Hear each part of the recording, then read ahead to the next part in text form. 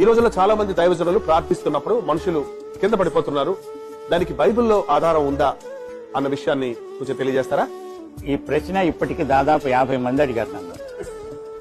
దీనికి ఒక్కటే simple answer ఉంది. ఒకసారి పౌలు గారు మాట్లాడుతూ ఉంటే ఆ కిటికీలో కూర్చొని ఉన్నాడు ఐతుకు అని ఒకడు. వాడు కింద పడిపోయి చచ్చిపోయాడు. అప్పుడు పౌలు వెళ్ళి అతన్ని లేపాడు. అంటే అతడు పడిపోతే పౌలు లేపాడు, కానీ పడగొట్టి లేపలేదు కదా. ఎవడన్నా పడిపోతే వాడిని లేవనెత్తాడు.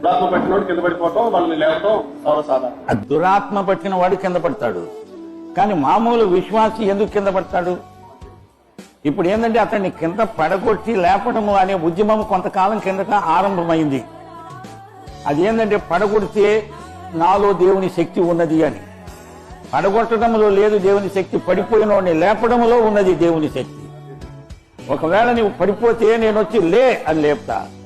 పేతురత్త జ్వరంతో పడి ఉన్నది, అవునా? అంతేగాని యేసు ప్రభు వచ్చి ఓ పేతురత్త నీవు పడిపోమ్ము అని పడిపోయిన తర్వాత లెమ్ము అని అనలా. అంచేత ఆమె అప్పటికే పడిపోయింది. పడిపోతే ఆయన చేయిచ్చి లే అని అన్నారు, అంటే లేచి. బైబిల్ అంతటా కూడా యేసు ప్రభు పడిపోయిన వారిని లేపడానికి వచ్చినట్టే చెప్పబడింది. చచ్చినోడను బ్రతికించడానికి వచ్చాడు.